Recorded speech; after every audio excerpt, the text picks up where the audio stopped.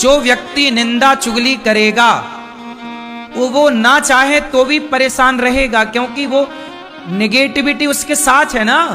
भाई एक बात बताओ, माचिस है,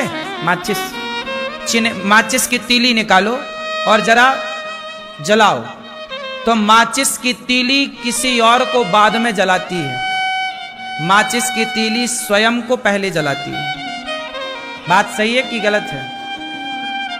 माचिस की तीली भैया किसी और को दिया बाद में जलाएगी, चूल्हे को बाद में जलाएगी, लेकिन वो तीली पहले स्वयं को जलाएगी। बोलो हाँ कि ना? यही है।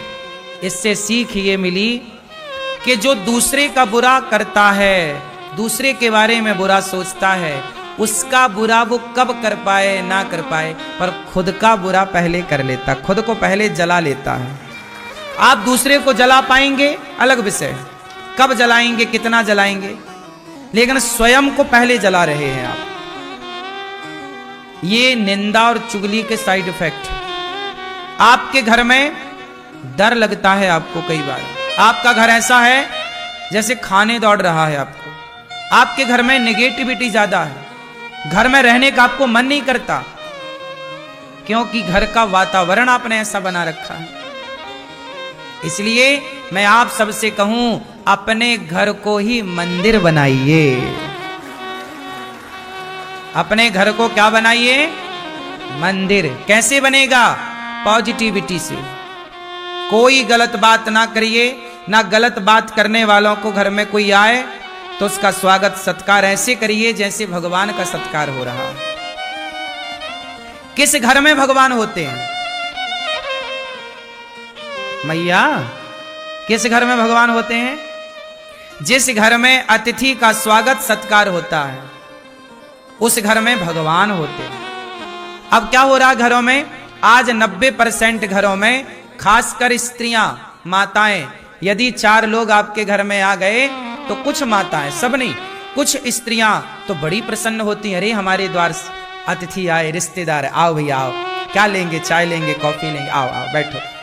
अंदर से प्रसन्नता है कुछ स्त्रियों को कि मेरे घर मेहमान आए, मेरे घर अतिथि आए, मेरे घर साधु आए, मेरे घर ब्राह्मण आए, मेरे घर कन्या आई। कुछ लोग भीतर से खुश हो जाती हैं महिलाएं, और अरे मेरे घर तो अतिथि आए, आओ क्या खाएंगे, ये खाओ ये खाओ ये खाओ, तुम्हारे लिए ये बनाएंगे, ये खाओ पियो।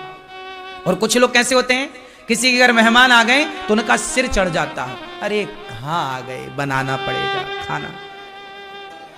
मेहमानों को देख करके जिन स्त्रियों का सिर चढ़ता है वो घर ही नरक की श्रेणी में चला जाता है, अपने आप नरक की लिस्ट में चला गया। उस घर में भगवान कभी नहीं आते। जिस घर अतिथि जिस घर में नहीं आए, अतिथि का सम्मान जिस घर में नहीं हो, उस घर में भला भगवान का क्या काम है? इसलिए कहते हैं अतिथि देवो। जिस घर में मां प्रसन्न है, जिस घर में मां खुश, पिता खुश, अतिथि खुश, वहां भगवान भी चल कर जाते हैं।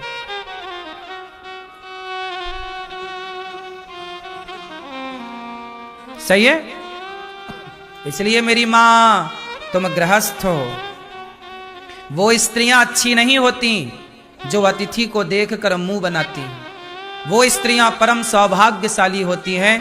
उन स्त्रियों से घर की शोभा होती है जो स्त्रियां अतिथि को देखकर प्रसन्न हो जाएं कि आज हमारे को भगवान ने सेवा करने का मौका दे दिया है, किसी को आज भोजन बना के खिलाने का अवसर दिया। अपना तो तुम रोज खाती हो, रोज बनाती हो, लेकिन जो किसी और के लिए बनाए खिलाए, साधु संत, दीन दुखी, ब्राह्मण, कन्या, तब ना आपके घर में अतिथि के रूप में भगवान, ना जाने किस रूप में नारायण मिल जाए। इसलिए स्त्रियों को कैसा होना चाहिए? इसलिए मैंने आपको कथा सुनाई कई बार कि माता यशोदा पिछले जन्म में धरा थी। माता यशोदा पिछले जन्म में कौन थी? क्या नाम था उनका? धरा। माता यशोदा पिछले जन्म में धरा थी और वो संतों की सेवा ही करती थी। कोई आए द्वार पर तो खिलाती, और काम क्या करती? जंगल की लकड़ियां काटती। पति पत्नी दोनों, नंद बाबा और यशोदा, पिछले जन्म में ये दोनों पति पत्नी थे और दोनों जंगल की लकड़ियां काट के बाजार में बेचते, जो पैसा मिल जाए तो द्वार पे कोई अतिथि आए तो खवाते थे। एक दिन इनके द्वार पर भगवान आ गए और भगवान के लिए इन्होंने, जब इनके घर में खाने का रोटी नहीं थी तो किसी से मांगने चली गई कि पैसा उधार दे दो। उसने कहा कि तुम बड़ी सुंदर हो, बहुत अच्छी दिखती हो, यदि तुम अपने स्तन हमें दे दो तो हम स्तन लेकर के और फिर तुम्हें पैसे देंगे। मतलब वो आदमी चरित्र का खोटा था, माता धरा के चरित्र को चाह रहा था। पर माता धरा ने कहा कि तुझे मेरे स्तन चाहिए। हाँ, तो माता धरा ने अपने शरीर से अपने चमड़े को काट दिया, स्तनों को काट दिया, काट कर दे दिया, ये ले। और पैसे उतने लिए जितनी जरूरत थी, बाजार से सामान खरीद कर संतों को जब भोजन कराया तो संतों ने कहा कि ये आपके शरीर से रक्त कैसा? माता धरा ने कहा कि आप अतिथि हैं और आपके लिए भोजन था नहीं, मैं पैसे उधार मांगने गई तो उसने उधार दिया नहीं, कहा कि पहले अपने स्तन दो, तो मैंने अपने स्तन उसे दे दिए। चमड़ा ही तो चाह रहा था, तो मैंने चाकू से काट कर अपने स्तनों को उसकी हथेली में रख दिए। भैया तू ले, स्तन चाहिए ये, और पैसे लेकर मैंने भोजन आपके लिए तैयार किया। पूरा शरीर खून से भरा था माता धरा का, साड़ी पूरी गीली। अब सोचिए इतना घाव हो जाए तो कितना दर्द, जिसके पूरे स्तन काट दिए जाएं चाकू से, उस स्त्री को कितना दर्द होगा। तुम्हें जरा दूध पीने में बच्चा जरा दांत गड़ा दे तो तुम चिल्ला जाती हो कि कितना जोर से बच्चे ने काट दिया। चीख लेती है स्त्री। बच्चे यदि काट दे मां के स्तन को, और चाकू से ही काट दिया, और धरा मां ने अपने हाथ से, कितना दर्द होगा। पर वो सारा दर्द किसके लिए सहा? कि अतिथि भूखा ना जाए। जब यह निष्ठा अतिथि के लिए होती है तब उस अतिथि के रूप से भगवान प्रकट हो गए। माता, मैं तुम्हारी परीक्षा लेने आया था। उस समय आया जब आपके घर में अन्न का एक दाना नहीं था। आपका मैं बहता हुआ लहू देख रहा हूं, खून देख रहा हूं। अगले जन्म में मैं आपका दूध पीकर आपका ऋण चुकाने आऊंगा। वही धरा यशोदा बनी और जगत के पालनहार परमात्मा को माता धरा की संत सेवा का ऋण चुकाने के लिए कृष्ण बनकर उनकी गोद में लेटकर माता का दूध पीना पड़ा। पैदा हुए देवकी से प्रकट भय प्रकट कृपाला तमद्भुतम बालकमं मुझे क्षणम चतुर्भुजम शंखगदायुधायुधम। प्रकट भय देवकी से, पर दूध किसका पिया? देवकी माता का दूध नहीं पिया श्री कृष्ण ने। क्यों? पी लेते ना थोड़ा सा, नहीं, माता का पीना है दूध, क्योंकि पिछले जन्म का ऋण चुकाना है। ये देखो, मेरा भगवान भी उनका ऋणी हो जाता है जिनके द्वार से कोई भूखा नहीं जाता। मैंने इन बातों को केवल कहा नहीं, पढ़ा नहीं, जीवन में इसलिए उतारा कि गौरी गोपाल में देखो कोई भूखा नहीं जाता, पता नहीं किस रूप में ईश्वर आए, भोग लगाए। इसलिए गौरी गोपाल में अतिथि की सेवा हो रही है, और हमारे अतिथि आप हैं, और अतिथि हैं भगवान। आप ही हमारे लिए भगवान हैं, कोई और भगवान क्या होगा साहब? आप सब ही भगवान हैं।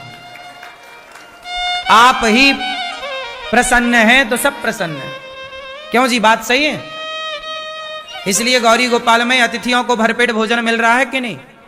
बोलो हाँ या ना। कोई जात नहीं देखी जा रही है, कोई रूप रंग धर्म मजहब पंथ नहीं देखा जा रहा है, सबको पेट भर रोटी परोसी जा रही है। क्यों जी, बात सही है? सबके साथ गौरी गोपाल में एक सा व्यवहार है। आप रसोई में जाइए, सबको एक साथ भोजन में लाइन में लगकर सबको एक साथ भोजन मिल रहा है। बात सही है कि गलत है? ये सब संभव है। आप भी गृहस्थ हैं, हम भी गृहस्थ हैं, सब कुछ संभव है। हमने अपने आसपास निंदा चुगली को भटकने नहीं दिया। हम भी तो निंदा करें, चुगली करें तुम्हारी तरह बैठे बैठे? टाइम ही नहीं है सब करने का। टाइम है तो पढ़ने लग जाते हैं, सत्संग करेंगे, अच्छी बातें करें। हम क्यों किसी के बारे में गलत बात करें? होंगे आप में लाख दोष, होंगे आप में लाख अवगुण, पर मैं क्यों देखूं? आपके पड़ोसी में 1 लाख अवगुण होंगे, आप देख भी लोगे तो पाओगे क्या? अवगुण देखने ही हैं, दोष देखने ही हैं, तो औरों के नहीं, खुद के दोषों को देखिए और अपने दोषों को देखकर अपने को बेहतर कीजिए। बुरा जो देखन मैं चला, बुरा न मिलिया कोई, जो दिल खोजा आप पुना हमसे बुरा ना। मैया सुन रही हो मेरी मां? इसलिए कहता हूं, ध्रुव जी अपने पिता के, अपनी सौतेली मां के अपमान से परेशान ना होकर गुरु वचनों पर चलकर प्रभु को पाया, अपने जीवन को बैकुंठ बना लिया ध्रुव जी ने। इसलिए भगवान ने बैकुंठ खाली कर दिया ध्रुव के लिए। आपको बताऊं, ध्रुव जी किस लोक में रहते हैं? बोलो, ध्रुव जी कहां रहते हैं? ध्रुव लोक में। जैसे ब्रह्म लोक है, मृत्यु लोक है, स्वर्ग लोक है, ऐसे ध्रुव जी जहां रहते हैं उस लोक का नाम है ध्रुव लोक। ध्रुव लोक, ध्रुव जी के पहले वह लोक बैकुंठ था। पहले भगवान नारायण वहीं रहते थे, पर भगवान नारायण ने अपने लिए बैकुंठ अलग बनाया और अपना घर ध्रुव जी को दे दिया। देखो, ये भक्ति की ताकत है, ये प्रेम की ताकत है। ध्रुव लोक जो है वह बैकुंठ ही था और है। पहले भगवान श्रीमन नारायण वहीं रहते थे। फिर जब ध्रुव जी की तपस्या देखी, कहा पुत्र मैं तुझे अपना घर देना चाहता हूं। अपना गिफ्ट कर दिया भक्त को और अपना दूसरा फिर भगवान ने बैकुंठ बनाया। तो भगवान अपना घर देने को तैयार हैं। यही तो पूछा किसी ने राम से कि राम, आपने अयोध्या का राजा बना दिया भरत को, आपने विभीषण को राजा बना दिया लंका का, आपने विभीषण को लंका का राजा बना दिया। यदि कल रावण आपकी शरण में आ जाए कि राम मुझे क्षमा कर दो, राम जी विभीषण को कहां का राजा बना चुके हैं? जोर से, कहां का? लंका। जो संपत्ति से रावण नहीं दीन दिए दसमात, सोई संपत्ति विभीषण नहीं सकुच दीन रघुनाथ। राम जी ने विभीषण का राज्य तिलक कर दिया। विभीषण क्या बन गए? राजा। कहां के? अच्छा, राम जी से किसी ने कहा कि विभीषण को तो आपने लंका का राजा बना दिया, यदि रावण आपकी शरण में आ जाए और कहे कि क्षमा कर दो, तो फिर रावण को कहां का राजा बनाओगे? आपकी तो बात झूठी हो जाएगी। फिर तो या तो विभीषण को राजा बनाओ या रावण को। तब राम ने मुस्कुराते हुए कहा कि यदि रावण मेरी शरण में आ गया तो शरणागत कहूं जे तजही, मैं त्यागता नहीं शरण में आए हुए को। जो शरण में आ जाएगा उसे मैं त्यागूंगा नहीं। सन्मुख हो ही जीव मोहि जबहि, जन्म कोटि अघनासहि तबहि। शरण में आ गया यदि रावण, तो मैं विभीषण को लंका का राजा बना चुका हूं। रावण शरण में आएगा तो मैं रावण को अपने बैकुंठ का राजा बना दूंगा। भगवान है ना, भगवान तो ऐसी कई पृथ्वी तुरंत प्रकट कर सकते, कई बैकुंठ बना सकते हैं। भगवान है वो। कर तुम अकर तुम अन्यथा कर तुम सर्व सामर्थ, क्या नहीं कर सकते। इसलिए मेरी मां, ध्रुव जी महाराज जब तपस्या किए तो भगवान ने दर्शन दिया, पुत्र कुछ मांग लो। ध्रुव जी को भगवान ने राजा बनाया, जाओ समाज की सेवा करो। भगवान मिल भी जाए आपको, सुनो ध्यान से, भगवान आपको मिल भी जाए तो भगवान आपको मिलकर यही कहेंगे, जा मैं तुझे धन धान्य दे रहा हूं, जा तो दीन दुखियों की सेवा कर। दीन दुखियों की सेवा करने से ही भगवान मिलते और प्रसन्न होते हैं, ये मान लो आप। भगवान भी आपको कहेंगे जाओ सेवा करो। ध्रुव जी को लगा तो दिया सेवा में, जाओ। फिर ध्रुव जी ने अपने राज्य काल में खूब अन्य क्षेत्र बांटे, संतों की सेवा की, खूब यज्ञ किए, खूब पुण्य किया और खोल रखा है अन्न क्षेत्र, कोई भी आओ। ये ध्रुव जी के जमाने से चला आ रहा है। ये जो अन्न क्षेत्र है, अन्न क्षेत्र कोई आज ही चल रहा है, गौरी गोपाल में नहीं। अन्न क्षेत्र ध्रुव जी ने चलाया, अन्न क्षेत्र प्रहलाद जी ने चलाया, अन्न क्षेत्र धर्मराज युधिष्ठिर ने चलाया। जो जो धर्मात्मा सत्ता में आए, अन्न क्षेत्र का मतलब है कि कोई भी उनके राज्य में भूखा, सबको भोजन। ऐसे ही अन्न क्षेत्र, वही परंपरा से अन्न क्षेत्र गौरी गोपाल अन्न क्षेत्र चल रहा है। यही है ये अन्न क्षेत्र, कोई भी भूखा ना रहे। आप भी अपने द्वारा अन्य क्षेत्र गौरी गोपाल में बंटवा कर घर पे आपके भले अतिथि ना आए, पर एक अतिथि गौरी गोपाल में भोजन आपकी ओर से करे, एक साधु आपकी ओर से भोजन प्रसाद प्राप्त करे। यही सेवा। अपने आप को सेवा से जोड़ दो। अच्छा एक बात बताओ, आपको पार जाना है, नदी बड़ी है, उस पार जाना है, और तभी नाव में आप बैठ नहीं पाए, लेकिन आपने नाव को पकड़ लिया। तो बताओ, जो बैठा है नाव में, जो खड़ा है नाव में, और जो पानी में है पर पकड़ा है नाव को, तो बताओ कौन पार होगा और कौन पार नहीं होगा? जो बैठा है, जो खड़ा है। नाव में कुछ लोग बैठे रहते हैं, तो नाव में कुछ लोग खड़े हैं, कुछ बैठे तो कुछ खड़े, और एक नाव को पकड़ा है पानी में। अब जैसे नाव जा रही है और आपने नाव को पानी में पकड़ लिया, डूब रहे थे आप, पकड़ लिया, तो बताओ पकड़ने वाला पार होगा कि नहीं? बोलो। जो बैठा है और जो नाव को पकड़ा है, ये दोनों एक ही साथ पार होंगे कि अलग अलग टाइमिंग में पार होंगे? हाँ। ऐसे ही हम भगवान की भक्ति नहीं कर पाए, हम भगवान की पूजा नहीं कर पाए, पर हमने सेवा को पकड़ लिया, तो पकड़ लिया तो भी पार हो जाएंगे। स्त्रियों का आभूषण है लज्जा। स्त्रियों का आभूषण क्या है? बोलो। इसलिए मेरी माँ, तुम अपनी बेटियों को थोड़ा लज्जा सिखाना। ए बेटी, लज्जा जानती हो क्या होती है? इसलिए हमारे यहाँ कपड़ा ढकने की, मतलब शरीर को ढकने की परंपरा रही है। कपड़े से शरीर को ढका जाता है। आजकल तो पैसे दे के फटे कपड़े लोग खरीद रहे हैं ताकि दिखे। पता नहीं क्या दिखाना चाह रहे हैं लोग और क्या देखना चाह रहे हैं लोग। बोलो हाँ। आजकल बड़े बड़े शहरों में देखो, लड़कियां, स्त्रियां अर्धनग्न घूम रही हैं मैया। हाँ या ना? आधी से ज्यादा बिल्कुल वो निर्वस्त्र हैं। पता नहीं क्या ढकने के लिए पहना है कपड़ा। ऐसी स्त्रियां, ये नारी का लक्षण नहीं है। लज्जा नारी शक्ति है, शक्ति छिपी हुई होती है ना? मर्यादाएं सब चीज में लागू होती है। मर्यादा। ध्रुव जी महाराज को भगवान ने राजा बनाया। अंत में ध्रुव जी ने सब अच्छे कार्य किए। उनके भाई को यक्षों ने मारा, ध्रुव जी को भी गुस्सा आया, यक्षों को मारा, बदला लिया। तब मनु जी ने आकर समझाया, कुबेर जी ने भक्ति का पाठ पढ़ाया, ध्रुव जी ध्रुव लोक को गए। भगवत धाम माँ को साथ में लेकर पांव रखकर ध्रुव जी मृत्यु के सिर में पांव रख करके भगवत धाम गए।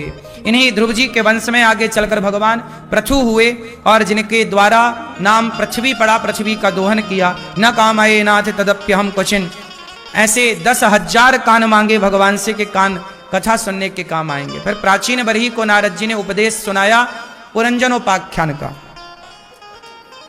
इसलिए कहता हूं कि आप मरते समय अपने मन को भगवान से जोड़िए, क्योंकि पुरंजन नाम का एक आदमी था, मरते समय स्त्री का चिंतन करने लग गया, और जब मरा तो स्त्री का चिंतन इतना कि मेरी पत्नी का क्या होगा। अगले जन्म में स्वयं पुरंजन स्त्री बनकर आ गया। यदि मैं स्त्री का चिंतन करते मरूंगा तो मैं अगले जन्म में स्त्री हो जाऊंगा। इससे सिद्ध होता है कि मैया आप लोग पिछले जन्म में पुरुष थी।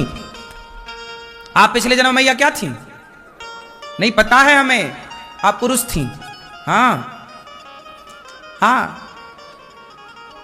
सारी स्त्रियां लगभग जितनी यहां बैठी हो ना मैया, आप सब पिछले जन्म में पुरुष थी। अधिकांश, सब नहीं, मतलब 90% मान लो। सारी मैया आप लोग पिछले जन्म में पुरुष थी, मर्द थी। फिर स्त्री काहे बन गई? क्योंकि तुम पिछले जन्म में थी पुरुष, तो तुम मरते समय अपनी स्त्री का चिंतन करती, मेरी पत्नी का क्या होगा, पत्नी पत्नी पत्नी। अब खुद बनी बैठी हो किसी की पत्नी, और कर लो पत्नी का चिंतन। अंते या मति सागति, जिसकी जैसी मति उसकी वैसी, और कर लो। अभी खुश हो पत्नी बनकर, हैं? थी तो पुरुष पहले जन्म में, और कर लो लुगाई का चिंतन। इसलिए कहता हूं भगवान का चिंतन करो मरते समय, ना स्त्री का और ना पुरुष का। जितने पुरुष बैठे हैं ये अधिकांश पिछले जन्म में स्त्री थे, आप लोग पुरुष लोग क्या थे पिछले जन्म में? यही गोल गोल घूम रहे हो, स्त्री पुरुष 84 84 84, यही खेल रहे हो। यही जन्म लिया मर गए, पुनरपि जननम पुनरपि मरणम पुनरपि जननी जठरे शयनम, जन्म मृत्यु जन्म, यही चल रहा चक्र। अब जैसे आप लोग आज स्त्री बनी हो ना, तो आप लोग मरोगी तो किसका? मेरे पति का क्या होगा? पति अगले जन्म में खुदा जाओगी पति बनकर, फिर पुरुष बनोगी, फिर स्त्री बनोगी, फिर ऐसे ही क्रम चलता लगभग। और कोई कामना हो गई तो वो बन गए। भरत जी के मन में कामना आ गई कि मैं एक मृग को रखा था भरत जी ने। मनु जी महाराज के वंश में आगे प्रियव्रत जी हुए, जिनका विश्वकर्मा की पुत्री बृहस्पति से विवाह हुआ। इन्हीं के वंश में आगे चलकर भगवान ऋषभदेव जी हुए। इनके सबसे बड़े पुत्र हुए हैं भरत। भरत जी गंडकी नदी के तट पर बैठे हैं। एक मृग के चक्कर में, पानी से नदी गंडकी में बहता एक मृग जा रहा था, बचा लिया और उस मृग को चारा खवाएं, पालें, पोसें, उसे नहलाएं धुलाएं, उससे अटैचमेंट हो गया, लगाव हो गया। जब भरत जी मरने लगे तो मृग सामने आकर खड़ा हो गया और वो मृग का चिंतन करते कि मेरे मरने के बाद मेरे मृग का क्या होगा, मेरा मृग मृग मृग करते तय हो गए। और जब वो मरे तो उन्हें यमराज जी ने कहा मृग का चिंतन करते आए हैं, इसलिए आपको मृग बनना पड़ेगा। क्या बनना पड़ेगा? क्या बने फिर वो मृग बने। ऐसे ही है। तो मैया आप लोग अगले जन्म में क्या बनोगी? पुरुष तो बन चुकी हो। और बताओ आगे क्या सपने हैं तुम्हारे? स्त्रियों का पूरा ध्यान पुरुष में होता और पुरुषों का पूरा ध्यान स्त्री में। अच्छा ये बताओ, आपसे प्यार कौन करता है? हैं? बेटा का पति नहीं करता हैं? कहां पति आपके? बताऊंगा मैं आपकी पति से। डर नहीं है क्या पति का? बिल्कुल निडर है। कर्म बड़ा है कि धर्म बड़ा है? कर्म जरूरी है या धर्म जरूरी है? जोर से, क्या जरूरी है? कर्म या धर्म? मैया बताओ, कर्म जरूरी है या धर्म? आप बताओ मैया। पीछे वाले भैया बताओ, कर्म बड़ा कि धर्म बड़ा? कर्म। आप बताओ सरकार, कर्म बड़ा कि धर्म बड़ा? कर्म। आप बहुत लोग, चलो बताओ कर्म बड़ा, कितने लोग इस बात को मानते हैं कि कर्म बड़ा? कर्म को कितने लोग वोट करेंगे? कर्म बड़ा, कितने लोग इस बात से सहमत हैं कि कर्म बड़ा? धर्म बड़ा, कितने लोग इस बात से सहमत हैं? चलो दोनों पर प्रकाश डाल देते हैं, फिर आप समझ जाएंगे। जैसे रास का आप समझ गए ना, ऐसे इसका भी समझ जाएंगे। आप कहते हैं कर्म बड़ा है, तो बताओ शराबी शराब पी रहा है, क्या कर रहा है? अपना कर्म ही तो कर रहा है। कसाई गाय काट रहा है, क्या कर रहा है? अपना कर्म ही तो कर रहा है। तो आप कहते हैं कर्म बड़ा, तो फिर कसाई का गाय काटना, कसाई का बकरा काटना, क्या ये वाला कर्म श्रेष्ठ है? क्या शराबी का शराब पीने का कर्म श्रेष्ठ है? कोई झगड़ा कर रहा है, लड़ाई कर रहा है, तो लड़ना झगड़ना वो भी एक अपना कर्म हो रहा है, तो क्या वो कर्म श्रेष्ठ है? झूठ बोलना, झूठ बोलने वाला दिन भर झूठ बोल रहा, बोले हमारा तो यही कर्म है, तो क्या ये कर्म श्रेष्ठ है? कर्म श्रेष्ठ है, ये ज्ञान अधूरा है।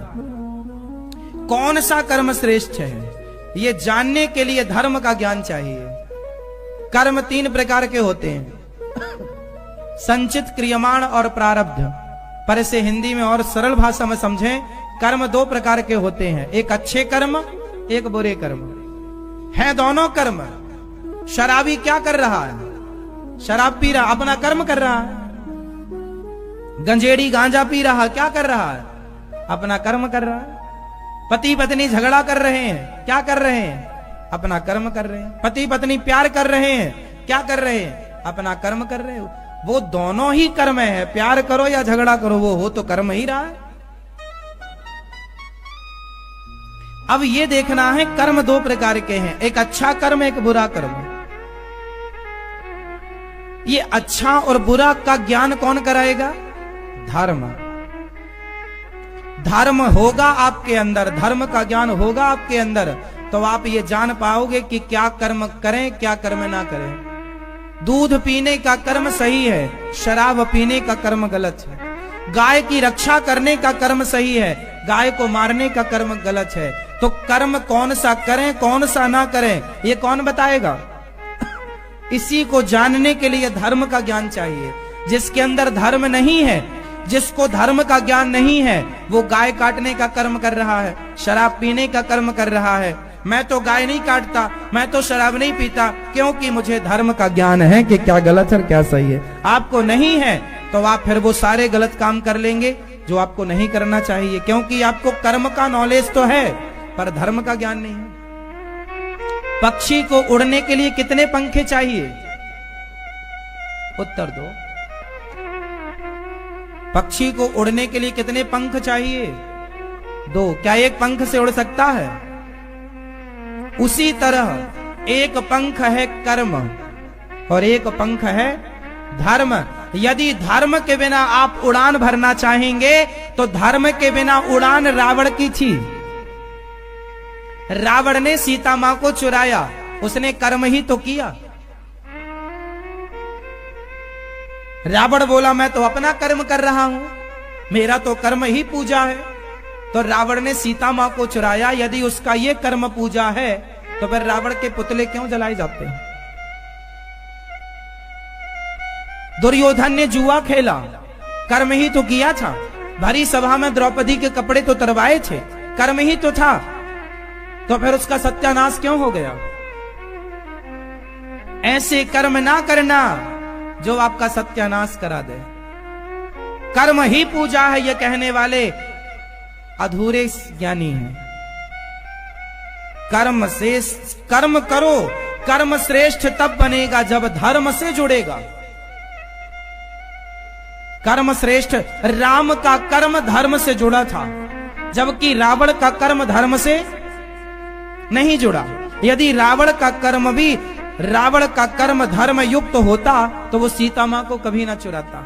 यदि दुर्योधन का कर्म धर्म युक्त होता तो वो कभी जुआ ना खेलता और कभी द्रौपदी के कपड़े उतारने की बात ना करता। इन्होंने कर्म तो किया, पर आप लोगों की तरह इनको अक्कल थी कि कर्म ही बड़ा है, कर्म से बड़ा धर्म है। धर्म का आपको ज्ञान नहीं है तो आप जो करेंगे सब गलत कर डालेंगे। आप शराब पीते हैं, आप मतलब जो पीते हैं उनका बोल रहे हैं, आप मतलब सबके लिए नहीं। शराब पीते हैं कुछ लोग, गांजा पीते हैं कुछ लोग, सिगरेट पीते हैं कुछ लोग, मांस खाते हैं कुछ लोग, ये सारा कर्म ही तो कर रहे हैं। लेकिन क्या ये कर्म सही है? गलत है। तो गलत कर्म आप क्यों कर रहे हैं? क्योंकि आपको धर्म का ज्ञान नहीं है। चोर चोरी करता है, वो कहेगा मैं तो अपना कर्म कर रहा हूं। तो चोरी करना क्या ये सही है? इस कर्म में कर्म तो है पर धर्म नहीं है। इसलिए मेरी मां, कर्म करने के पहले धर्म को जान लो कि कौन सा कर्म करें और कौन सा कर्म। कांटे में पांव ना रखो। वो कर्म जो कांटों की तरह चुभने वाले हैं वो कर्म त्याग दो। आप भी केला खाते हैं तो छिलका उतार कर खाते हैं। कर्म में वो कर्म उतार दो जो कर्म ना करने योग्य है, वो कर्म ही ग्रहण करो।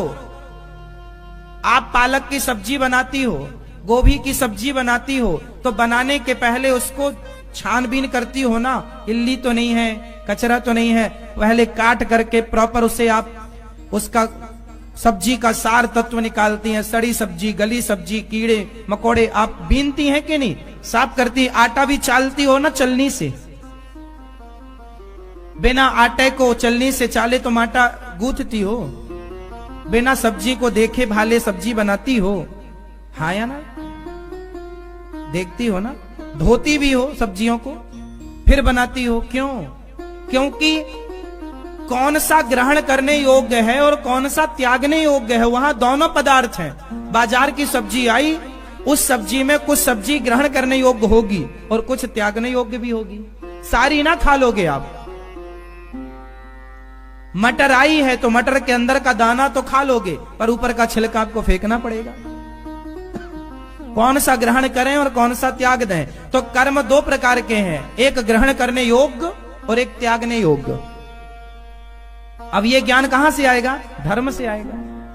आजकल के बच्चों को धर्म का ज्ञान होता तो इतना समझाना ही ना पड़ता,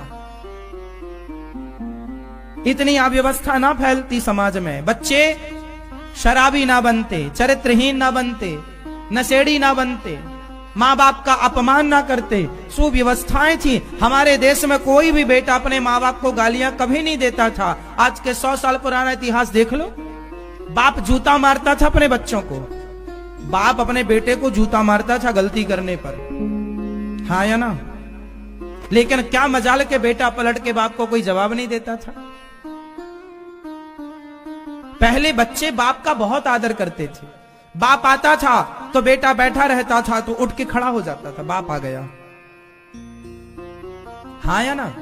पहले मां का बड़ा आदर था, क्योंकि पहले धर्म का ज्ञान था कि मां भगवान है, पिता भगवान है।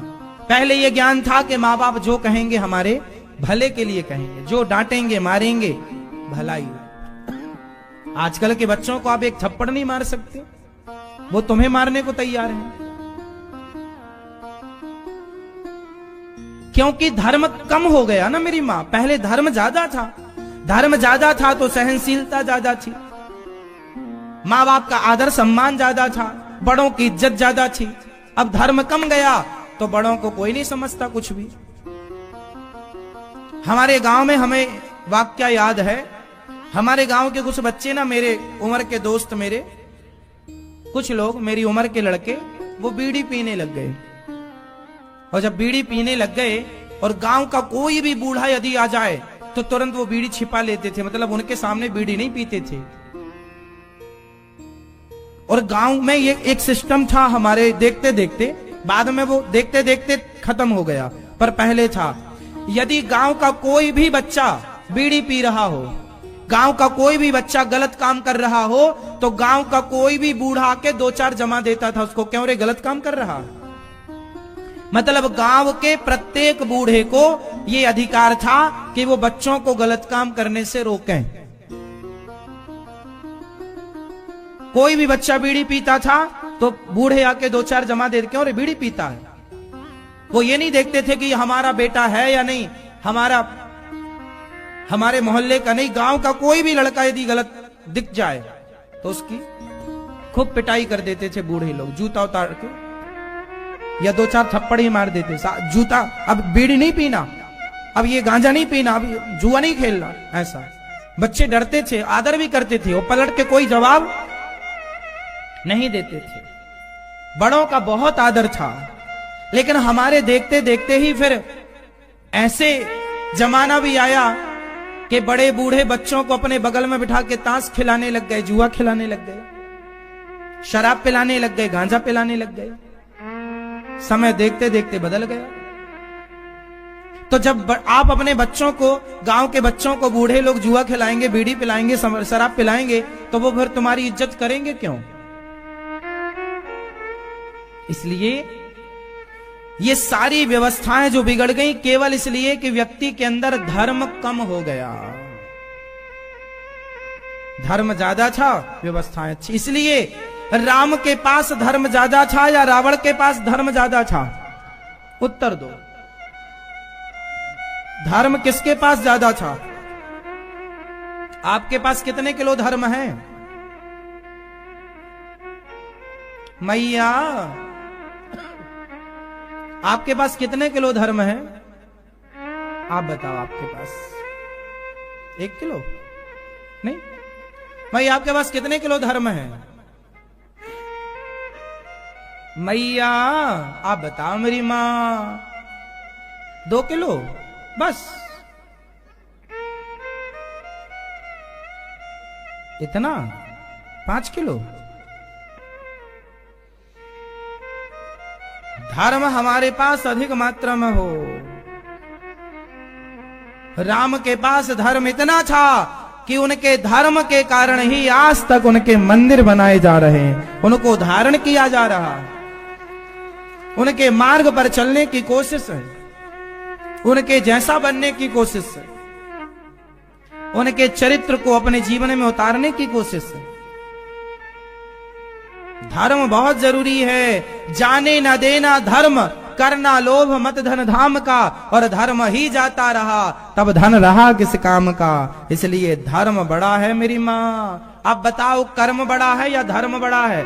धर्म युक्त कर्म श्रेष्ठ है, अकेला कर्म श्रेष्ठ नहीं हो सकता। तो बताओ धर्म बड़ा या कर्म बड़ा? कौन सा क्या बड़ा है? धर्म। धर्म के अकॉर्डिंग, धर्म के अनुसार कर्म, धर्म की गाइडलाइन में कर्म हो। कर्म करने के पहले विचार कर लो, क्या ये सही है, क्या इसकी आज्ञा है? हम झूठ बोल रहे हैं तो क्या विचार कर लो, क्या झूठ बोलना सही है? यदि सही है तो आप बोलिए, पर यदि आपका अंतर मन कहता है कि गलत है, तो मतलब आपकी गवाही, खुद आप अपने आप को गवाही दे रहे हैं कि ये गलत है। तो जो गलत खुद कह रहे हो कि गलत है, वो क्यों कर रहे हो? किसी से मत पूछिए, किसी की मत मानिए, अपने अंतर मन की मानिए। और एक बात बताएं, जो आपके भीतर बैठा भगवान है ना, वो आपको सही सलाह देता है। लोग उनकी मानते कहां है? जो मन में सही मार्ग बताने का भगवान कई बार ना आपको हर गलत काम से रोकते हैं। अंतर की जो आवाज है वो आवाज भगवान की आवाज है, लेकिन हम उस आवाज को दबा देते हैं और फिर कहते हैं हमें तो पता ही नहीं था। क्यों? रोका तो था तुम्हें, तुमने ही रोका था कि ये गलत काम ना करो। हर चोर को चोरी करने के पहले उस चोर को उसका अंतर्मन रोकता है, मत कर। हर व्यक्ति को हर गलत काम करने के पहले उसका अंतर्मन रोकता है, ये गलत काम मत कर। लेकिन आप मानते नहीं, और वो आवाज इनडायरेक्ट भगवान की आवाज होती है। हम सबके भीतर भगवान बैठे हैं कि नहीं? वही तो सब हमें बता रहे हैं क्या आपके लिए सही और क्या आपके लिए गलत है। किसी की मत मानो, मेरी मत मानो, अपनी मानो, अपने से सलाह लो। भगवान ने गोपियों को बुलाया, सारी गोपियां आई। भगवान ने गोपियों को बुलाकर अब कहा कि देवी हो अपने अपने घर को जाओ, पति कैसा भी हो, अंधा हो, लंगड़ा हो, बहरा हो, काना हो। अब यहां भगवान ने नारी धर्म समझाया है, अब मैं आपको थोड़ा नारी धर्म समझा दूं, है ना। ये सारी बात भागवत जी की ही सुना रहा हूं मैं आपको, चूंकि मैं आपको अलग तरीके से समझा रहा हूं ताकि आपके डाउट्स क्लियर होते चले। मैं आपको कथा नहीं, मैं आपको कथा का सार समझा रहा हूं। सारम सारम समुद्रतम सार। भगवान ने अपनी गोपियों से कहा जाओ अपने अपने पतियों के पास। पति कैसा भी हो, अंधा हो, लंगड़ा हो, बहरा हो, काना हो, नारी का धर्म है पति की सेवा करना। नारी का धर्म क्या है? पति की सेवा। पति कैसा भी हो, पति की सेवा करना चाहिए कि नहीं? आप में से कितनी माताएं अपने पतियों की सेवा करती हैं? कितनी पत्नियां पतियों की सेवा करती हैं? मैं आप पांव दबाती हूं अपने पति के? हाँ या ना? नहीं? मैं आप पांव दबाती हो? कभी कभी दबाती हो? आप मैया पांव दबा लेती हो कभी पति परमेश्वर के? हाँ, लक्ष्मी जी पांव दबाती हैं ना। जैसे लक्ष्मी जी भगवान के पांव दबाती हैं, चरण सेवा करती हैं, उसी तरह आपको भी भगवान के पति को परमेश्वर, हमारे यहां पति को क्या माना जाता है? भगवान, और पत्नी को लक्ष्मी। तो पुरुष आपका सम्मान करे, मतलब पुरुष स्त्री का आदर करे और स्त्री पति का सम्मान करे। यही गृहस्थी है, यही सदगृहस्थी है। एक दूसरे का ख्याल रखो, एक दूसरे के काम आओ, एक दूसरे के पूरक हैं आप। पति पत्नी दोनों कैसे रहें? साइकिल के दो पहिए की तरह रहें, एक के बिना दूसरा चले ही ना। जब साइकिल चलती है तो दोनों पहिए चलते हैं। तो कहने का तात्पर्य यह है कि गृहस्थी वही उत्तम है जहां पति और पत्नी समझदारी से रहें। अच्छा, एक छोटा सा सवाल मैं आपसे कर लूं पति और पत्नी में ज्यादा समझदार किसका होना आवश्यक है? पति ज्यादा समझदार हो या पत्नी ज्यादा समझदार हो? किसकी समझदारी से गृहस्थी बढ़िया चलती है? आप बताएंगे, कोई सब टुप्पे ही टाप रहो, ये हमारी मैया बताएंगी। आप किसकी समझदारी से घर अच्छा चलता है, रिश्ते अच्छे चलते हैं? दोनों नहीं, दोनों में एक को चुनना पड़े तो दोनों हो बहुत बढ़िया है, लेकिन एक को चुनना पड़े आपको, तो आप किससे चुनेंगे? किसका समझदार होना चाहिए ज्यादा रिश्तों में? पति का। आप मैया, लाल मैया, पति का, पत्नी का, पीछे वाली मैया, और पीछे तीनों मैया बताओ।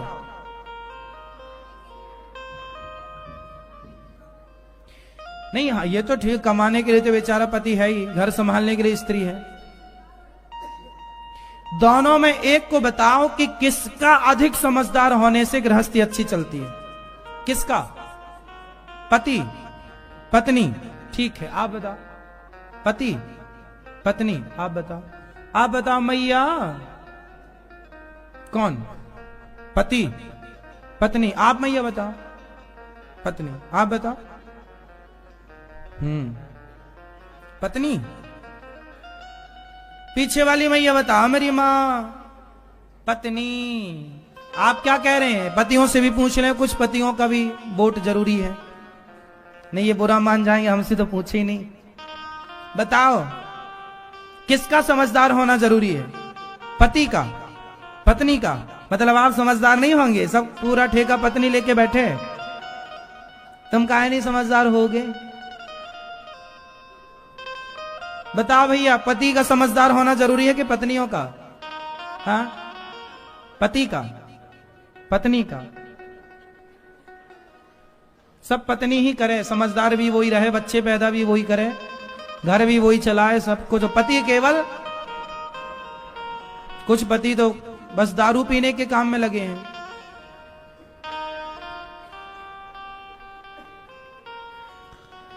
ये बात सही है कि जिस घर की स्त्री समझदार होती है उस घर की गृहस्थी बहुत अच्छी चलती है। पुरुष की अपेक्षा स्त्री ज्यादा समझदार हो, ये बात बिल्कुल सही है। जिस घर में स्त्री, इसलिए बेटों से ज्यादा बेटियों को समझदार बनाओ, बेटों से ज्यादा बेटियों को समझदार बनाओ।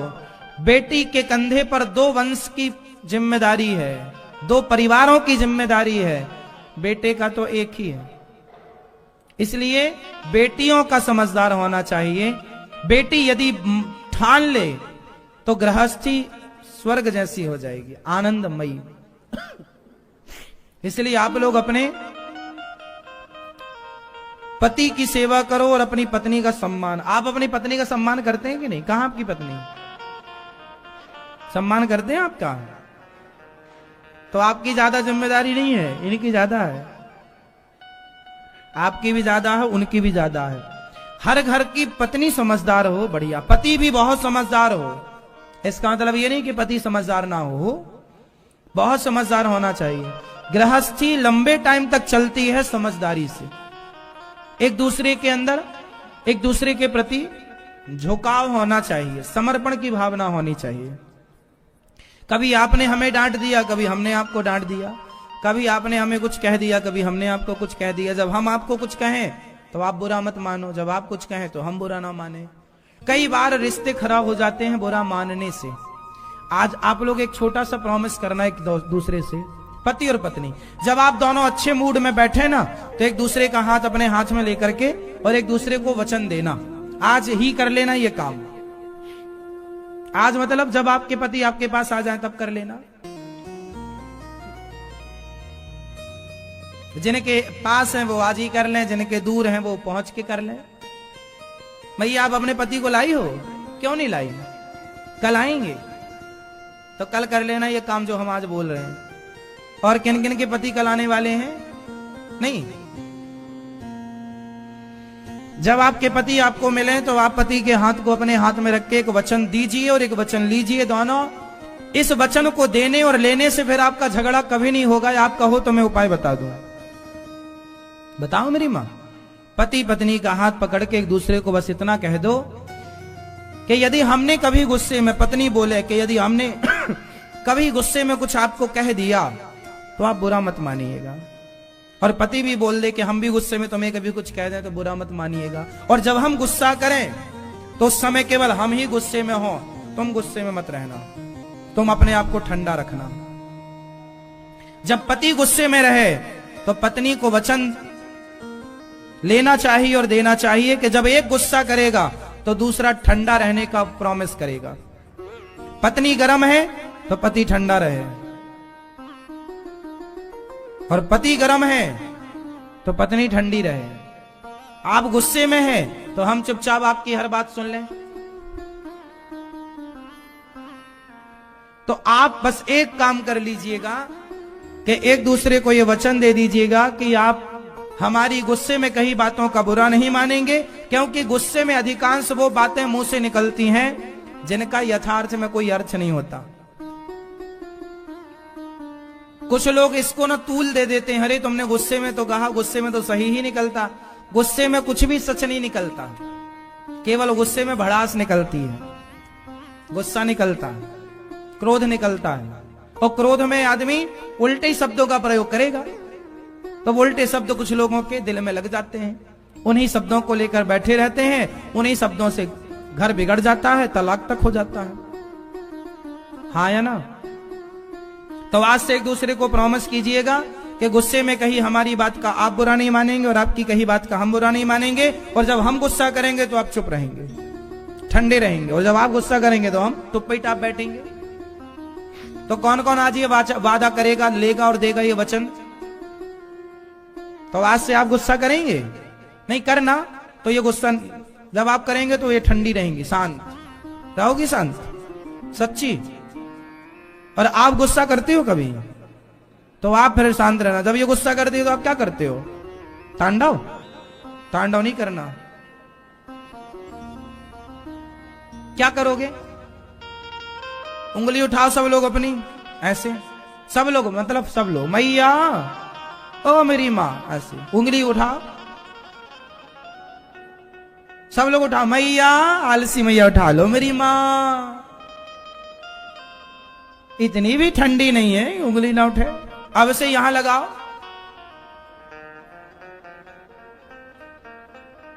एक दूसरे को वचन देंगे कि आज से जब आप गर्म रहेंगे गुस्से में तो हम यूं करेंगे।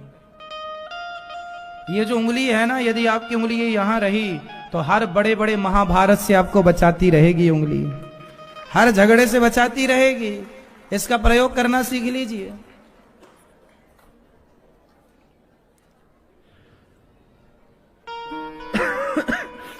एक आखिरी सवाल आपसे, वो भी गृहस्थी को लेकर। यह सवाल 20 करोड़ रुपए का है। यदि आपने सही उत्तर दिया तो 20 करोड़ का ज्ञान आपके पास। सही उत्तर वाले को कितना मिलेगा? 20 करोड़ का ज्ञान। इससे बड़ा कोई ज्ञान नहीं है, इसलिए है तो ये अरबों खरबों का, पर मैं आपके बजट के हिसाब से बात करूं, ज्यादा रख भी ना पाओगे आप, इसलिए 20 करोड़ ठीक है। मैया 20 करोड़ का प्रश्न पूछने जा रहा हूं। आज तो इतनी ठंडी है, ऐसा लग रहा है कि बीड़ी पी के धुआं निकाल रहे हैं मुंह से। फ्री में धुआं निकले जा रहा है मुंह से।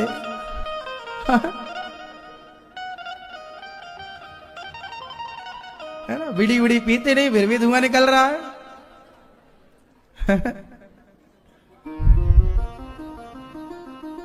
सही। सर्दियों में धुआं निकलता ना मुंह से।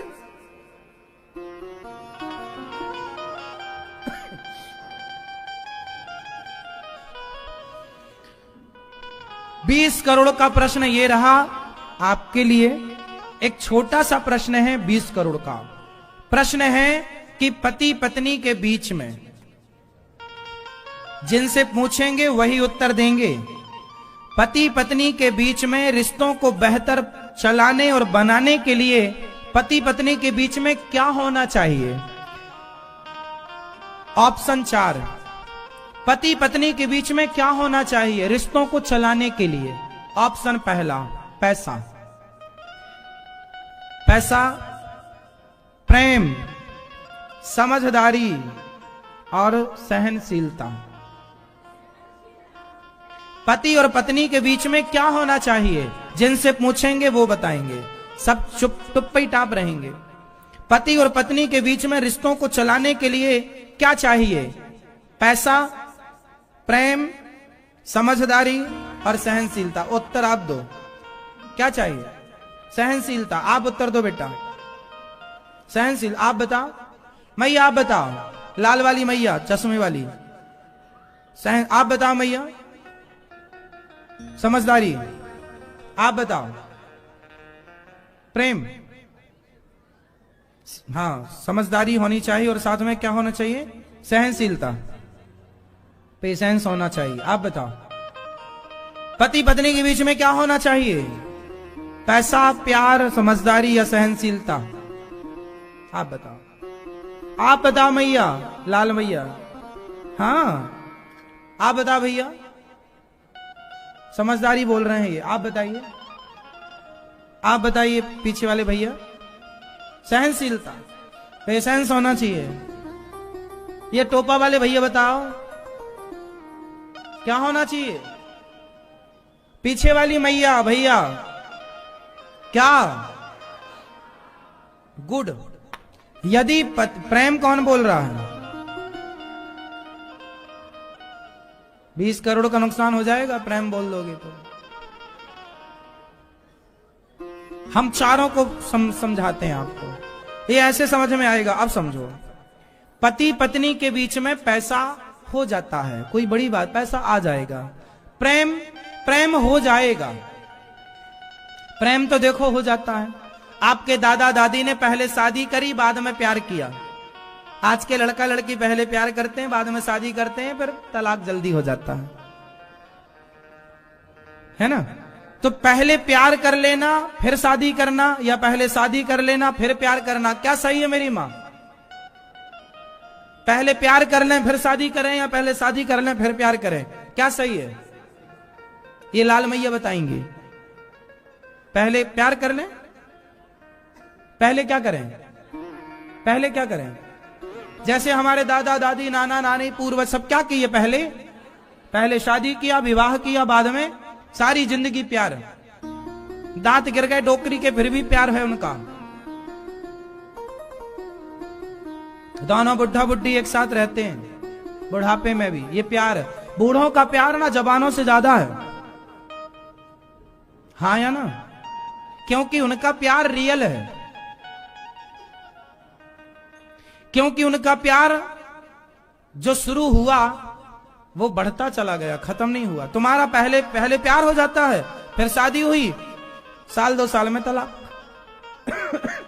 इसलिए प्यार, पैसा आ जाएगा, प्रेम हो जाएगा, साथ में रहोगे प्रेम हो जाएगा। समझदारी, जो लोग कहते हैं पति पत्नी के बीच में समझदारी समय के साथ आती है। जस जस भीगे कामरी तस तस भारी होए, समय के साथ समझदारी आएगी। आज ही आपकी शादी हुई है और आप सोचें कि हम आज ही समझदार, ना, साल 2 साल 3 साल बाद घर चलाने के लायक लड़का लड़की होते हैं। समझदारी आने में टाइम लगती है। और यदि शादी के तुरंत बाद ही यदि कंधे पर जिम्मेदारी आ जाए तो उसी दिन से समझदार होना व्यक्ति शुरू हो जाता है। समय के साथ समझदारी आती है मेरी मां, एकदम से नहीं आती। आप सोचें कि आज ही जितना समझदार 30 साल की लड़की होगी या लड़का होगा, उतना समझदार 25 साल का लड़का या 25 साल की लड़की नहीं होगी। समय के साथ ज्ञान बढ़ता है, अनुभव बढ़ता है। कहते ना, बच्चों के पास डिग्रियां ज्यादा है पर बड़ों के पास अनुभव ज्यादा है। बड़ों के पास उम्र का तजुर्बा है। उम्र का क्या होता है? तजुर्बा होता है। तो वो समय के साथ तजुर्बा आता है मेरी मां, वो पढ़ने से नहीं आता। इस धरती में कहीं तजुर्बा नहीं पढ़ाया जाता, तजुर्बा तो समय सिखाता है, हाँ या ना? पढ़ाई से डिग्रियां मिलती हैं, तजुर्बा तो समय के साथ आएगा। जब ठोकर लगेगी 17 जगह से, तब व्यक्ति को तजुर्बा होता है, अनुभव होता है, तब व्यक्ति मजबूत होता है। स्कूल कॉलेजों में हम इतने स्ट्रांग नहीं होते जितना स्ट्रांग, जितना मजबूत हमारी रियल जिंदगी हमें बना देती है। 17 जगह से लगी ठोकर, अपमान, ये हमें ज्यादा स्ट्रांग करता है। ये सबसे बड़ी पढ़ाई है। पढ़ लिख के तो स्कूल कॉलेज में बाप के पैसों से पढ़ के डिग्रियां लेके आ गए, लेकिन जब रियल जिंदगी में जीने चले तब पता लगा कि जिंदगी क्या है, जीवन का संघर्ष क्या है। उस स्त्री से जाकर पूछना जिसका भरी जवानी में पति चला गया हो और बच्चे छोटे छोटे हो। उस स्त्री से जाकर पूछना कि जीवन का संघर्ष क्या है, वो ज्यादा अच्छे से बताएगी। और जितना अनुभव उसे जीवन का है उतना अनुभव पीएचडी वाले को नहीं होगा। जिंदगी को जितने गहराई से वो जानती और समझती होगी या समझता होगा, तो समय मैच्योर करता है मेरी मां। समय आपको मजबूत बनाता है, कोई भी पढ़ाई नहीं बनाती मजबूत। कबीरदास जी कौन सा पढ़े हैं, मीराबाई कौन सा पढ़ी हैं, उनके पदों पर लोग पीएचडी कर रहे हैं। समय। एक बात और मैं आपको यहां क्लियर बता दूं, जिस व्यक्ति के जीवन में जितना संघर्ष होगा वो व्यक्ति उतना ही सफल होगा। जो व्यक्ति जीवन में जितना असफल होगा उसके सफल होने की उतने ही संभावनाएं ज्यादा होंगी। आपकी असफलता ही आपकी सफलता की सीढ़ी है। आपके जीवन का संघर्ष ही आपके अपमान अच्छा है या बुरा है? उत्तर दो, उत्तर दो। अच्छा है या बुरा है? अपमान अच्छा है। यदि अपमान ना होता ध्रुव जी का तो उन्हें भगवान ना मिलते, और अपमान ना होता विभीषण का तो उन्हें राम ना मिलते। अपमान अच्छा है। समाज जब अपमानित करती है तो व्यक्ति के अंदर का सोया हुआ इंसान जाग जाता है। आपके अंदर का सोया हुआ इंसान जाग जाता है और आप कुछ कर गुजरने का जज्बा लेकर के चलते हैं। इसलिए अपमान जरूरी है, समाज की ठोकरें जरूरी हैं। भगवान दुख जरूरी ना होता तो भगवान दुख बनाते क्यों? दुख जरूरी है साहब। ये अनिरुद्धाचार्य यदि यहां बैठा है तो सुख के बलबूते नहीं, जीवन में जो दुख उठाया, जो संघर्ष किया, उसके बलबूते पर यहां बैठे हैं मजबूती के साथ। हर समय को हमने देखा है, अपमान खूब देखा है, लेकिन हर परिस्थिति पर चुप रहे।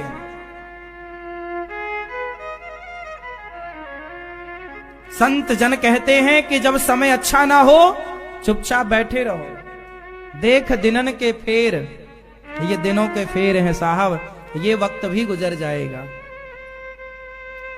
हमेशा समय एक सा नहीं रहता। ना अमीरी का समय एक सा रहेगा और ना गरीबी का समय एक सा रहेगा। राजा को रंक और रंक को राजा बनते हमने देखा है। समय समय की बात है मेरी मां।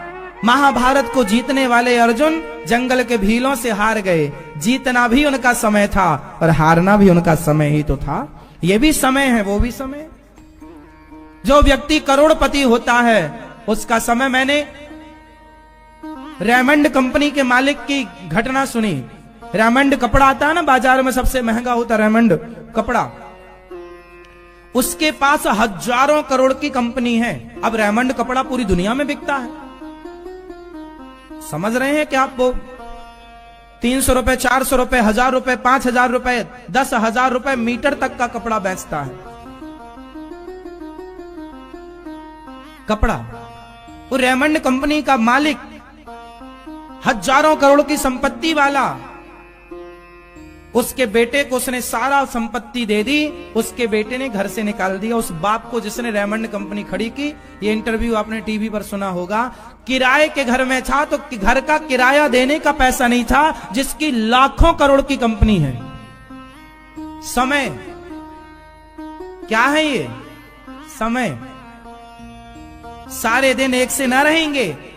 जिन सीता मां को गुलाब की पंखुड़ी पर चलकर अयोध्या जाया करती थी, आज वो कुल्हाड़ी उठा करके जंगल में सूखी लकड़ियां काटने जाती हैं। एक समय वो था जो अयोध्या में सीता मैया गुलाब की पंखुड़ियों पर चलती थी, और आज एक समय यह है कि नंगे पांव जंगल में चलना पड़ रहा है।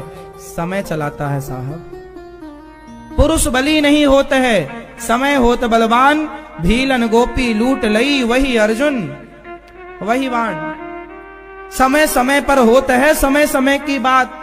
राम जन्म का दिन बड़ा और कृष्ण जन्म की रात। समय अच्छा है तो सबसे अच्छे बन के रहना, अच्छा व्यवहार करना, क्योंकि समय आज अच्छा है, बुरा होते समय का देर नहीं लगता। इसलिए समय किसी के बाप की बफौती नहीं है।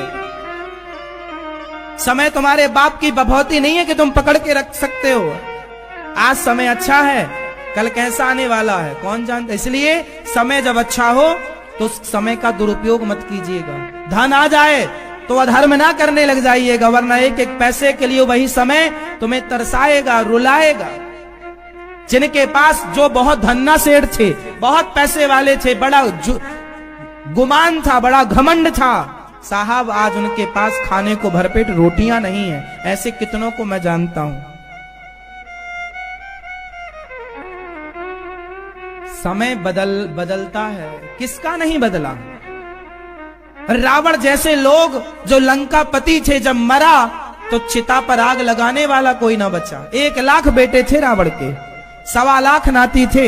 1 लाख पूत 1.25 लाख नाती, जिसके घर पर दिया ना बाती। लंका में हुकूमत चलने वाले रावण का जब समय बिगड़ा तो चिता में आग लगाने वाला कोई ना बचा। ये समय का खेल है।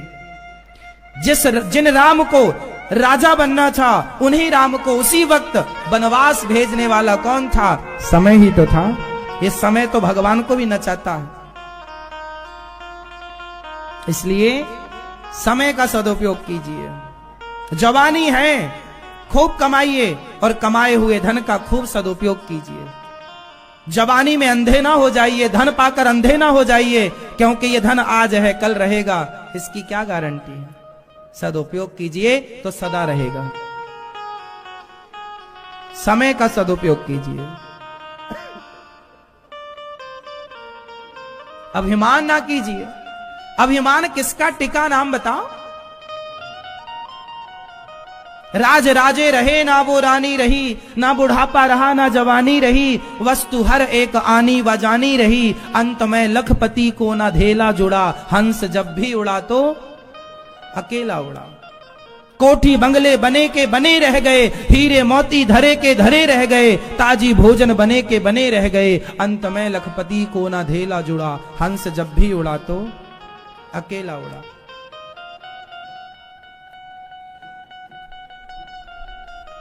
घमंड ना करना, ये मेरा है ये मत मानना, ये सब प्रभु का है। नाथ सकल संपदा तुम्हारी, मैं सेवक समेत सुतनारी। सब कुछ प्रभु आपका है। घमंड किसने किया? रावण घमंड में रहा, नाश हो गया। विभीषण भी लंका के राजा बने, पर विभीषण ने यह माना कि प्रभु ये संपदा आपकी है, हम तो आपकी आज्ञा से यहां आपकी सेवा में बैठे हैं। जो आपके पास संपत्ति है उसे अपना ना मानिएगा, सब भगवान का। ईश्वर ने हमें प्रसाद रूप में दिया है और उसका सदुपयोग करना है।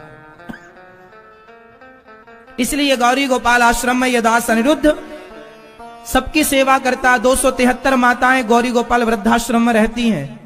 हजारों लोगों के लिए अन्य क्षेत्र चलता। कोई भी आवे, धन का सदुपयोग करने का भाव हमारे ऋषि मुनियों ने, गुरुजनों ने सिखाया। हमने जो सीखा वो हम कर भी रहे। हम केवल कहते नहीं है, करके दिखाते हैं आपको। केवल अकेला कहना नहीं है, साथ में करना भी है। जो कहते हैं वो करते भी हैं, जो करते नहीं है वो कहते नहीं है। हवा में बातें नहीं करते हम कभी। अभिमान किसका, किस बात का? पैसे का? कितने दिनों का है पैसा तुम्हारा? जवानी का? कितने दिनों की है जवानी तुम्हारी? परिवार का? कितने दिनों का है परिवार तुम्हारा? मिट गए साहब, मिट गए मिटने वाले। जो है प्रभु का। किसका है? भगवान का।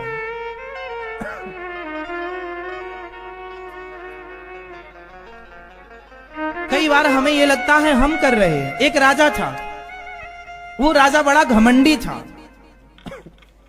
उसने अपनी बेटियों से पूछा, 7 बेटियां थीं राजा की, सारी बेटियों को बुलाया, प्रजा को बुलाया, मंत्री संतरी को बुलाया। राजा बड़ा घमंड में बोला, क्यों, तुम किसका खाते हो? प्रजा बोली, सरकार आपका। गुरु से पूछा, किसका? गुरु जी भी बोले, आपका। मंत्री संतरी, किसका खाते हो? राजा साहब आपका। बड़ी बेटी से पूछा, किसका खाती हो? पिताजी आपका। पत्नी से पूछा, किसका खाती हो?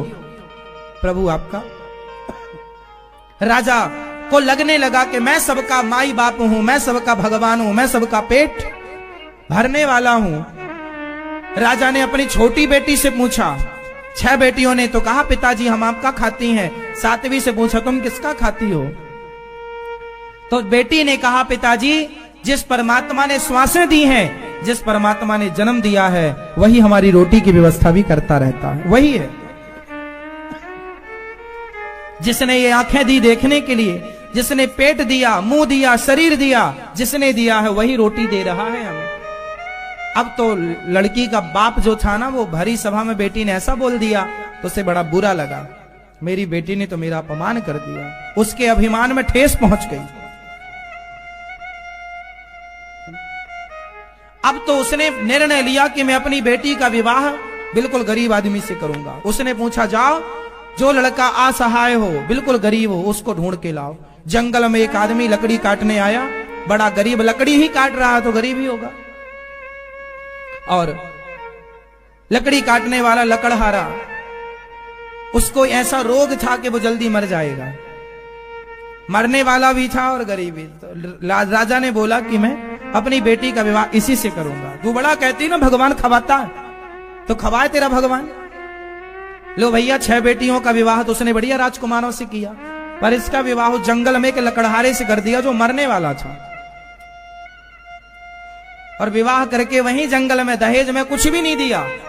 बोले, देख अब तेरा भगवान तुझे क्या खिलाता है, जन्म देने वाला। बाप चला गया, पर वो लड़की समझती थी कि जो मेरे भाग्य का सुख दुख है वो मिलके रहेगा, क्योंकि ये जीवन देने वाले भगवान हैं, तो पालन करने वाले भी वही हैं। हम किसी को क्यों माने कि कोई हमारा पालन करता है? सबके पालनहार भगवान है। वो लड़की अब चूंकि पत्नी बन चुकी है तो अपने पति की सेवा करने लग गई। जंगल की लकड़ी काटती, बाजार में बेचती, कुछ दवाइयां लाती, वैद्य जी को पकड़ कर ले आई, पति का इलाज कराया, दवाइयां दी। धीरे धीरे भगवान की कृपा से उसका पति स्वस्थ होने लगा। और वो दूध लाती बाजार से, तो दूध अपने पति को पिलाती, और थोड़ा सा दूध बचता, चूंकि अब जंगल में उसने घास की कुटिया बनाई और जंगल में ही रहने लग गई। वहां पर एक नाग नागिन का जोड़ा रहता था। जंगल तो है, तो जंगल में सभी रहते हैं, हर जीव रहता, सांप सरपणी वहां रहती थी। तो वो दूध लाती और दूध थोड़ा सांप और सरपणी को पिलाती। वही अब देखो, जंगल में रहने वाला ना जंगल के जीवों से दोस्ती कर लेता। उसने सरपणी को दूध पिलाया, सांप को। तो जो सांप था वो मणिधर सांप था, उसके पास मणि थी। और सांप आप जहां अधिकांश होते हैं ना, वहां धन धान्य होता ही होता है। लो भैया, सांप ने, सरपणी ने विचार किया मन में कि देखो ये हमारी कितनी सेवा करती है, चलो उसको कुछ दिया जाए, क्योंकि सेवा करने वाले को देंगे तो ये सेवा ही करेगा। उस सांप ने उसके स्वप्ने में कहा कि जहां हम बैठते हैं तुम वहां खुदाई करो, तुम्हें धन मिलेगा। उस लड़की ने खुदाई की, उसे सोना मिला। कुछ समय के बाद उसका वो सांप, अपना टाइम पूरा हुआ, उसने अपनी मणि उस लड़की को दे दी। अब वो सर्प की मणि तो अनमोल थी। सांप सरपणी तो चले गए। उसने इतना धन पाया कि उसने सुंदर सा महल बनवाया। अब वो लड़का, उसका पति सुंदर हो गया, अच्छा हो गया, स्वस्थ हो गया, दोनों पति पत्नी रहने लग गए।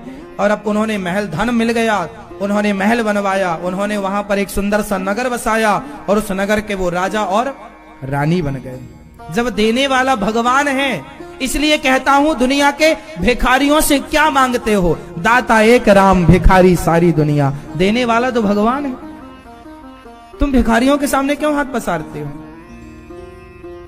अब तो उस लड़की ने, अब नित्य वो सेवा करती। अन्य क्षेत्र, जैसे गौरी गोपाल आश्रम में अन्य क्षेत्र चलता ना, कोई भी आओ खाओ, ऐसी उसने भी ये लंगर शुरू किया, भोजन भंडारा चालू किया कि भाई सांप सरपणी ने कहा है कि तुम परोपकार करना।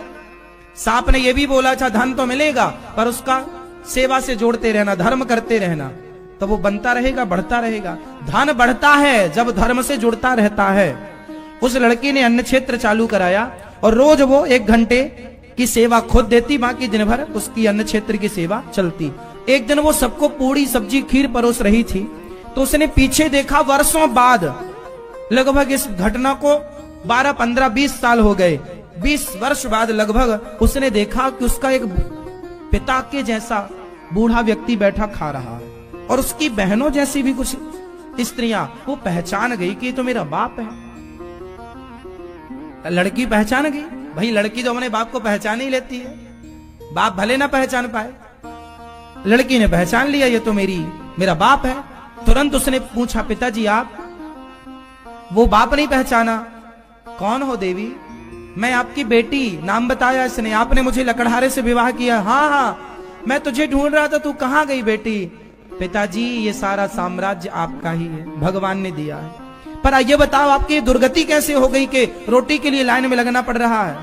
उस पिता ने बोला, बेटी मैं बहुत घमंडी हो गया था, मुझे लगता था मैं ही सबका पालनहार हूं। मेरे घमंड ने सब कुछ नाश कर दिया, सब कुछ बर्बाद हो गया बेटी। समय ने ऐसी करवट ली कि जितना कुछ था सब कुछ नष्ट हो गया और आज हम दर दर भटक रहे हैं 2-2 रोटी के लिए। दूसरे राजाओं ने आक्रमण कर दिया, सारा धन धान्य छीन लिया।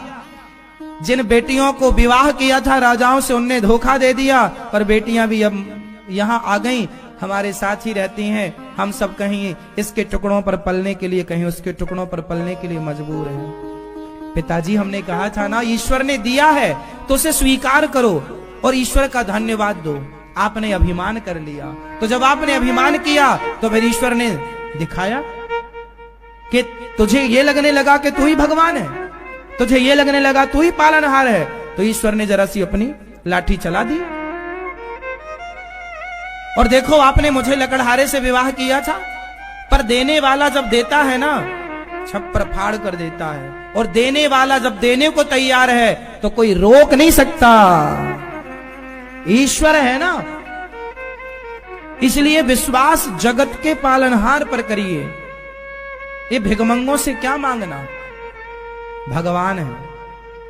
रोना है तो भगवान के आगे, कहना है तो भगवान से, भगवान से कहिए। किसी के आगे मत रोइए, किसी से कुछ ना कहिए, भगवान को अपना मानिए। वो द्रौपदी की सुनते हैं तो आपकी भी सुनेंगे, वो अजामिल की सुनते हैं तो आपकी भी सुनेंगे, वो सुदामा की सुनते हैं तो आपकी भी सुनेंगे। उन्होंने सक्को की सुनी, उन्होंने नरसी की सुनी। यदि नरसी की सुनी तो हमारी टेर भी सुनेंगे। उस लड़की ने अपने पिता की सेवा की, अपने पास रखा, उन्हें उनका खोया हुआ